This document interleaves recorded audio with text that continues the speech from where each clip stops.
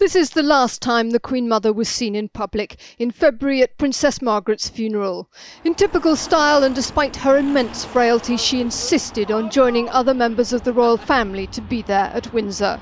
No one was to know that just 6 weeks later she too would die there, peacefully in her sleep this afternoon, her daughter the Queen at her bedside.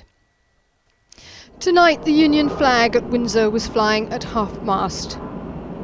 Later, people began arriving there in a steady stream to lay flowers and leave their own messages of tribute to the woman who had become the supreme symbol of the 20th century and part of the fabric of this nation and the Commonwealth.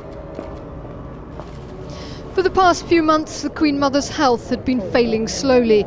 She was visibly frailer as she carried out her last royal duty in November, just before Remembrance Day. After Christmas, she suffered from a long chest infection and spent much of the early part of this year resting at Sandringham, where she heard the dreadful news of Princess Margaret's death in February. Tonight, the Archbishop of Canterbury paid his tribute to the Queen Mother. Even up to this great age, she was always there, always with that sense of duty and interest in people, and she'll be remembered, of course, for that. At Chequers, the Prime Minister called her a symbol of decency and courage. First and foremost, our thoughts and prayers are with the Queen, particularly after the loss so recently of Princess Margaret, and of course with all the royal family for whom the Queen Mother meant so much.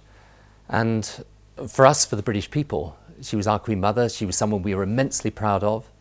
She was a dominant, unifying figure in our country's history for the best part of a century.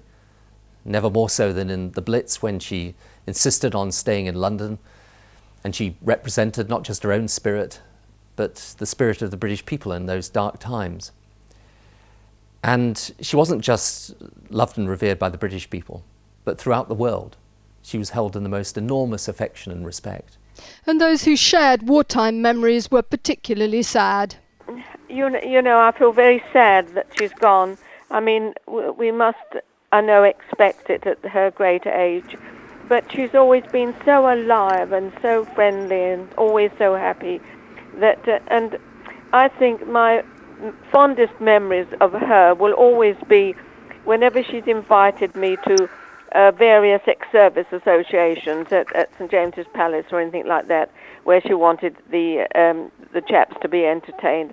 She always used to join in all the songs, and if anybody wasn't singing around her, she would stand up and wave her arms and say, "Come on, join in, come along."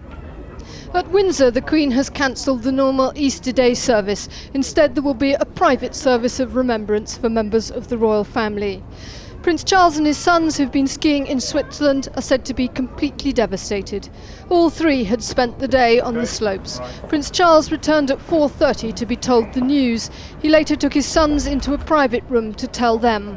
All three are expected to fly home early tomorrow morning.